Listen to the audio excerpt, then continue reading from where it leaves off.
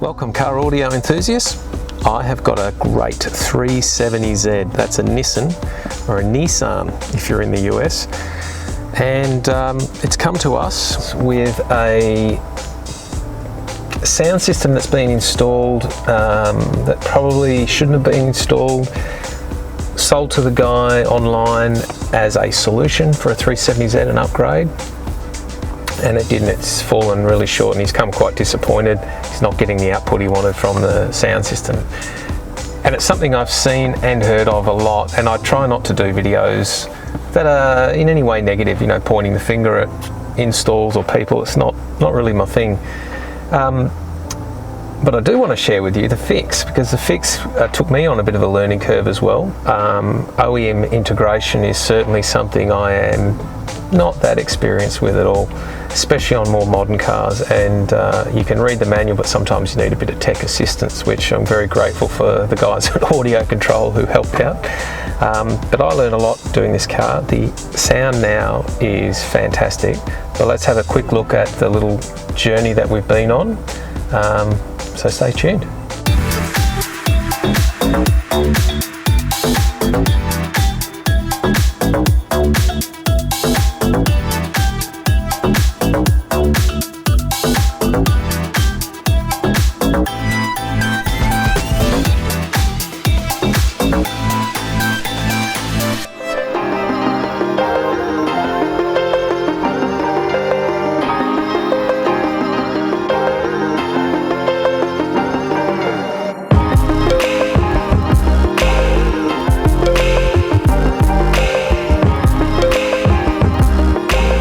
So the synopsis on this car was that it had a two-way front stage running off a passive crossover that was non-specific for the speakers in the front.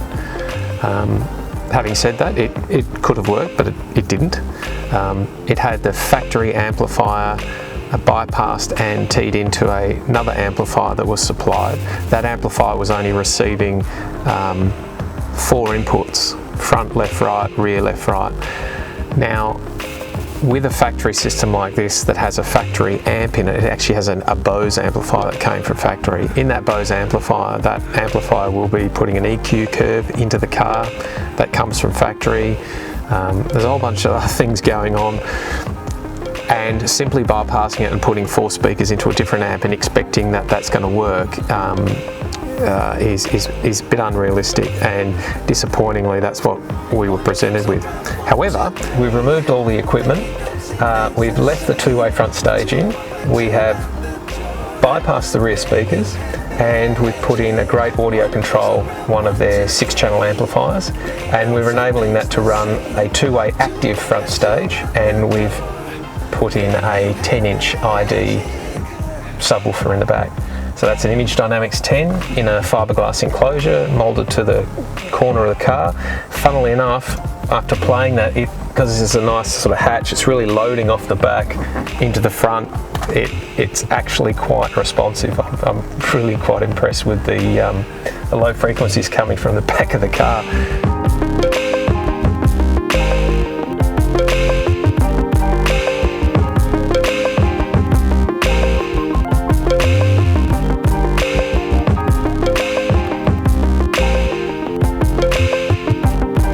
So we started off with making an amplifier rack to fit the cavity between the trunk and the back seats, and in that we've retained the Bose amplifier and we've spliced that into the new AudioControl 6-channel amplifier with the DSP. In the back we've got our Image Dynamics ID10, we've vinyled that subwoofer enclosure we've made, and at some stage in the future we need to make a panel for the back as a cover. So we've made a subwoofer enclosure that's moulded to the back of the car. And there's a nice cavity that's given us around 15 to 20 litres from memory. I'd have to go back and have a look at when we filled it with water. And in that we've put an ID10. That'll only take about 300 watts, 400 watts at most to really power that sub. And that's the great thing about putting in a nice small responsive subwoofer. Don't need lots of power, can run off 1 amplifier, so we've bridged the outputs of 2 of the channels of the AudioControl amp. And we've put some vinyl on it to match the car interior, and that's mounted into the chassis, and you can see that in the back now.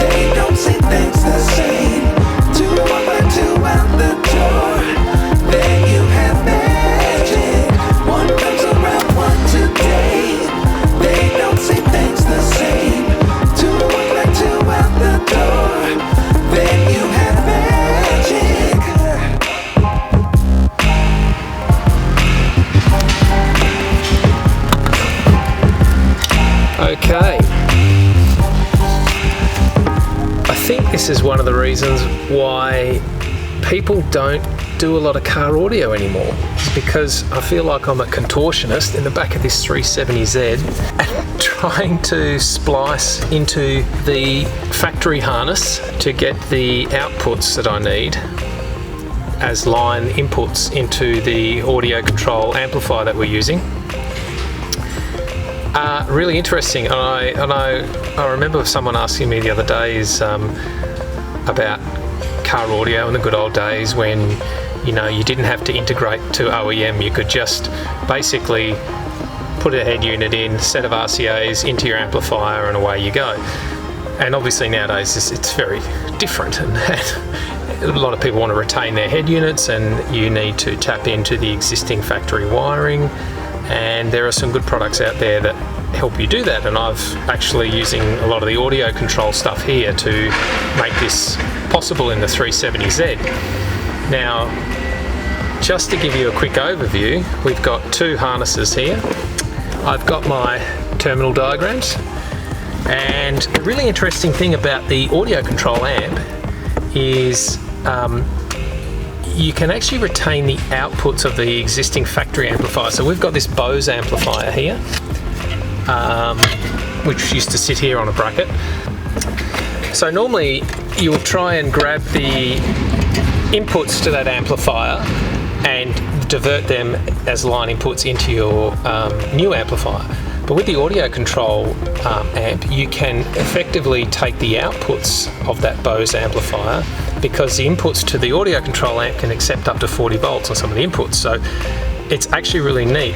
You can then, the factory EQ, which is in here, because all the cars have these factory EQs now, and so some people, when they try and put an audio system in and they don't understand that, they will just grab some speaker cable that they found from the terminal diagram, they'll wire that to a new amp, and they'll wonder why the sound is very muddy, because they're only getting a very narrow frequency range. They're not capturing the entire frequencies, because these amplifiers have a factory EQ in them. And so unless you take all the outputs, sum them together as an input, you're not going to get the full frequency range in your upgraded system. But the audio control amp can actually not only do that, but actually applies a de-equalization, which I thought was really cool. So you can take that factory curve, run the auto EQ function, and smooth that factory curve right out. So you actually get a flat response before you even start, in theory. So that's what we're doing. We're going to take the outputs of the Bose amp, put them as inputs into the audio control amp. Out of that, we've got our speaker harness I've made up here to tap into this existing harness, into our speaker cables. Happy days. And hopefully I won't have a visit to the osteopath after I finish this job, because I feel like I've been bent over like this for about 3 hours. Yeah. All right, onwards and upwards. Back to wiring.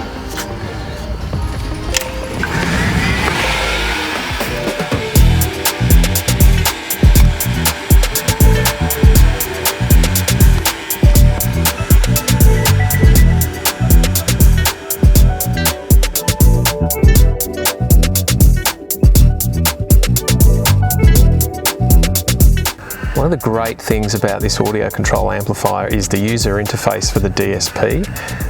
You can get it as a dashboard view. I'm not sure if you can see that on my phone. You can get it simply, that's Bluetoothing to the amplifier now. And I can actually program the crossover settings, and I can do everything I can do on my laptop via my phone. I can move the crossover points. You can link speakers together with crossovers, so you move one, it'll adjust the other at the same time. Done all the time delay. So I've spent some time going through this. Front was really interesting in here. I found that I lowered the crossover a little bit on what you would not expect on the tweeter, and also they attenuated them down a bit because they were very harsh, and I think that comes down to just the particular brand that's being used and the way it's right in the corner of the windshield, so it's kind of reflecting up here very close to the right ear, so that's really toned down on the right. But interesting, it's actually sounding a lot better now. We've lowered the crossover on those fronts to down to about 60 Hertz. and that's about as low as they want to go. I can't get them to play too much lower. Again, sometimes it's material brand specific. The sub at the back, that's really nice at the moment. It's kind of all sounding like it's coming from the front. It is a bit bass heavy, and I think the enthusiast who owns this car does like it to be a bit bass heavy. So at the moment I've put everything at the maximum setting I can, and he's got an adjustment output gain that he can turn the bass down on the dash, so I think that'll suit him. But this is a great little interface. I'm just quite impressed by this actually. Used AudioControl for years, got all the old EQTs, got 24XS crossovers, got the 6XS, all those sorts of things. Had them for years, but their new stuff, playing with it over the last week, has been fantastic.